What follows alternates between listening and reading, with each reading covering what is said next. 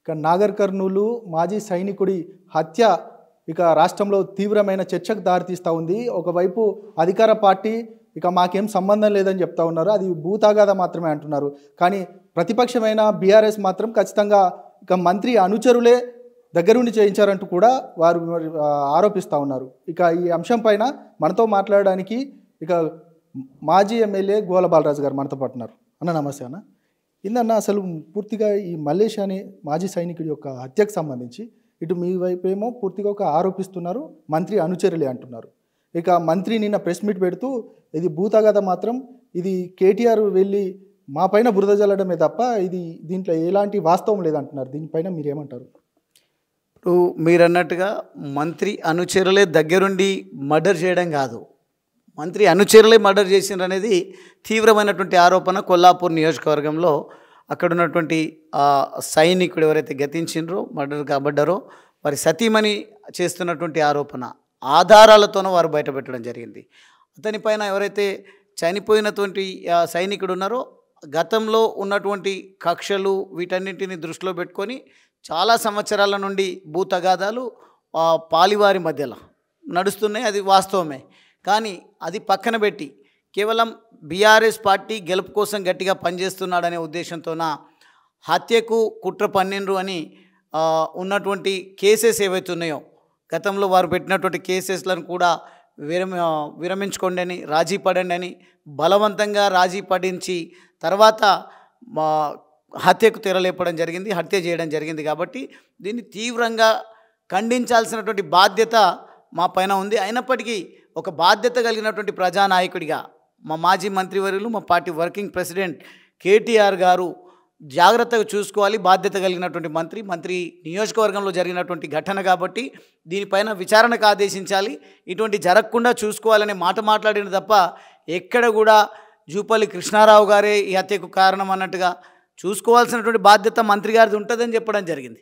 కానీ ఈరోజు అది ఏదో సంచలనం కోసం లేదంటే సెక్రటరేట్ను మేము మా ఇష్టానుసారంగా వాడుకుంటామని హంతకులు ఎవరైతే ఉన్నారో వాళ్ళను పక్కన కూర్చోబెట్టుకొని సెక్రటరేట్లోనే ప్రెస్ మీట్ను వారు కండక్ట్ చేయడం జరిగింది. ఇది ఎంతవరకు సమంజసమని ఈ సందర్భంగా నేను మంత్రివర్యులు జూపల్లి కృష్ణారావు గారిని, కాంగ్రెస్ పార్టీని, ప్రభుత్వాన్ని కూడా ప్రశ్నిస్తూ ఉన్నా.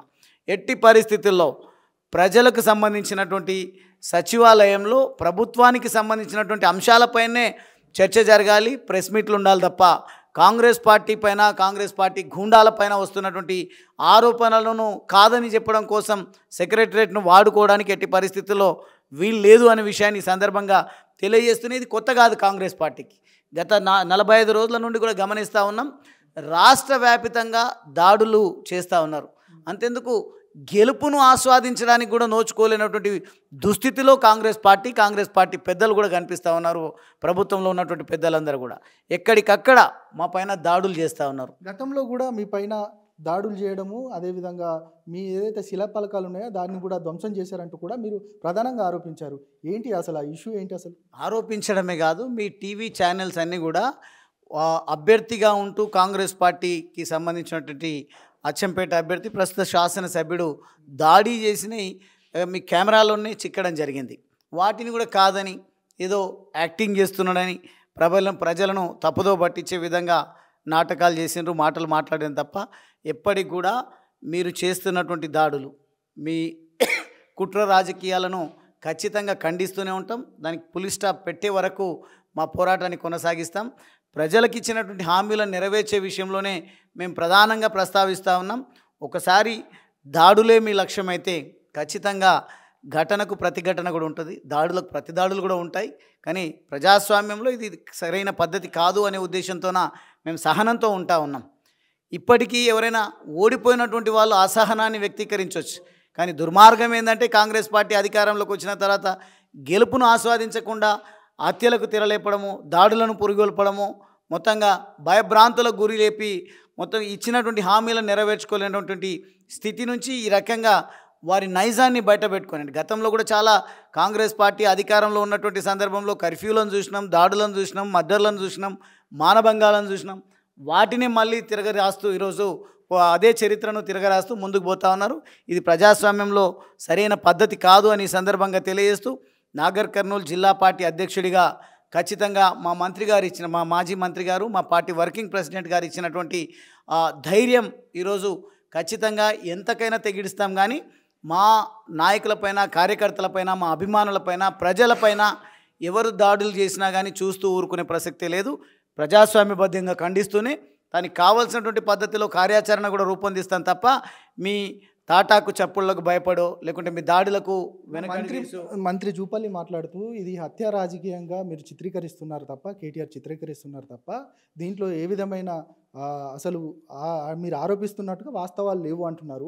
ఇక మీరు 10 ఏళ్ల పరిపాలనలో ఖచ్చితంగా ఏదైతే మంత్రి మధుకర్ని, అదేవిధంగా ఏదైతే మీ సంఘటనలే జరిగినాయి, తలారి సత్యమైన, మిగతా ఏదైతే వామనరావు దంపతుల హత్యకు సంబంధించి మీ హయాంలోనే జరిగినాయి, దానిపైన కూడా పూర్తి విచారణ చేస్తాం, ఖచ్చితంగా మీ పైన మేము అది చేస్తామని కూడా చెప్తా ఉన్నారు. దీన్ని ఎట్లా చూస్తారు? నేను ఒకటే మాట చెప్తున్నా, అప్పుడు కూడా బాధ్యత కలిగినటువంటి మంత్రిగానే ఉన్నారు జూపల్లి కృష్ణారావు గారు బీఆర్ఎస్ ప్రభుత్వంలో. ఆ రోజు మాట్లాడినటువంటి మాటలు మంతని నియోజకవర్గానికి సంబంధించి శ్రీధర్ బాబు గారు కూడా ఇప్పుడు మంత్రిగా ఉన్నారు. అప్పుడైనా జరిగినటువంటి సంఘటన విషయంలో వెంటనే దానిపైన విచారణకు ఆదేశించాల్సినటువంటి అవసరం ఉండే. కానీ అవన్నీ పక్కన పెట్టి ఈరోజు ఏదో ఆ రోజు దాడులు జరిగినాయి, మా ప్రభుత్వంలో ఏమి దాడులు జరగట్లేవు అన్నట్టుగా, దానికి కారణం టీఆర్ఎస్ పార్టీ, బీఆర్ఎస్ పార్టీ అన్నట్టుగా మా పైన బురద జల్లేటువంటి ప్రయత్నం ఏదైతే చేస్తూ ఉన్నారో, అధికారం మీ చేతుల్లో ఉంది. ఈ మా మంత్రుల గన్మెన్లను, మా గన్మెన్లను తొలగించి మీరు ఏమి సాధించాలనుకుంటున్నారో దీన్ని బట్టి అర్థమవుతూ ఉంది. మేము పూర్తిస్థాయి సెక్యూరిటీ రాష్ట్రానికి, ప్రజాప్రతినిధులకు, మాజీ ప్రజాప్రతినిధులకు రక్షణనిస్తూ ఒక శాంతి భద్రతలను నియంత్రణలో పెట్టి ఒక గొప్ప పాలన అందించిండు గౌరవ ముఖ్యమంత్రి గతంలో కేసీఆర్ గారు. ఆ పద్ధతికి మేము వెన్నుదన్నగా ఉన్నాం తప్ప ఈరోజు హత్యా రాజకీయాలకు తెరలేపి అంతకులకు అండదండగా ఉంటూ దాన్ని కప్పిపుచ్చడం కోసం గతంలో జరిగినటువంటి మర్డర్లకు ఈ బీఆర్ఎస్ పార్టీ నాయకులు, గతంలో ఉన్నటువంటి మంత్రులే బాధ్యతలు అంటే తప్పకుండా మీరు శ్రీధర్ బాబు గారు కూడా బాధ్యత వహించాల్సినటువంటి అవసరం, దానిపైన కూడా విచారణకు ఆదేశించాలి మీకు ఒకవేళ చిత్తశుద్ధి ఉంటాయని నేను జూపల్లి కృష్ణారావు గారికి తెలియజేస్తాను. ఇక చివరగా ఎట్లా ఉండబోతుంది అంటే, ఇప్పటికే 45 రోజుల పరిపాలన కాంగ్రెస్ చూసిరు, ఇక మీ భవిష్యత్ కార్యాచరణ ఎట్లా ఉండబోతుంది? వారు ఇచ్చిన హామీలపైన ఎట్లాంటి మూమెంట్ చేయబోతున్నారు?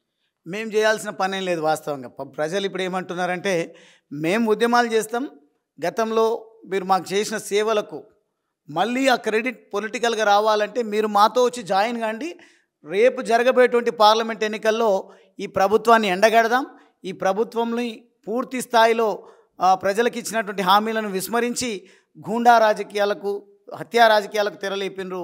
కాబట్టి మేము చేసేటువంటి పోరాటాలకు మీరు వెన్నుదన్నుగా ఉండండి అని ప్రజల నుండి వస్తున్నటువంటి స్పందన. ఈరోజు బస్సులలో మహిళలు కొట్టుకోవడం కానీ, అసభ్యకరంగా తిట్టుకోవడం కానీ, లేదు ఉద్యోగులు ఎదురు చూస్తున్నటువంటి పద్ధతి కానీ, రైతులకు ఇప్పటికి కూడా రైతు బంధు రానటువంటి పరిస్థితి కనిపిస్తూ ఉంది.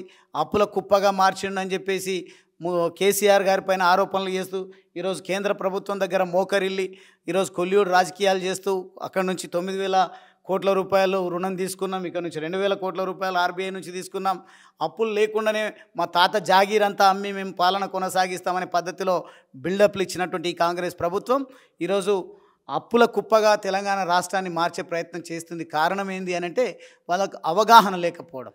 ఈరోజు రైతులకు ఇవ్వాల్సినటువంటి 7,600 కోట్ల రూపాయలను సిద్ధంగా పెట్టినటువంటి సందర్భంలో మీరు ఎలక్షన్ కమిషన్కు కంప్లైంట్ ఇచ్చి రైతుల ఖాతాలలో డబ్బులు జమ కాకుండా చేసి ఆ డబ్బులను మీ ప్రభుత్వంలో ఉన్నటువంటి పెద్దల ఖాతాలను నింపేటువంటి ప్రయత్నమే చేస్తూ ఉన్నారు తప్ప రైతుల కడుపు నింపే ప్రయత్నం కానీ, రైతుల కష్టాలను కడతీర్చేటువంటి ప్రయత్నం కానీ ఈ ప్రభుత్వం చేయడం లేదు. కాబట్టి ఖచ్చితంగా రాబోయే పార్లమెంట్ ఎన్నికల్లో ఎండగడతాం. ఖచ్చితంగా ఈ కాంగ్రెస్ ప్రభుత్వ అరాచకాలను, అసమర్థతను బయటపెట్టి ప్రజల మద్దతు కూడగట్టి బీఆర్ఎస్ సత్తాను రాబోయే పార్లమెంట్ ఎన్నికల్లో చాటుతాం.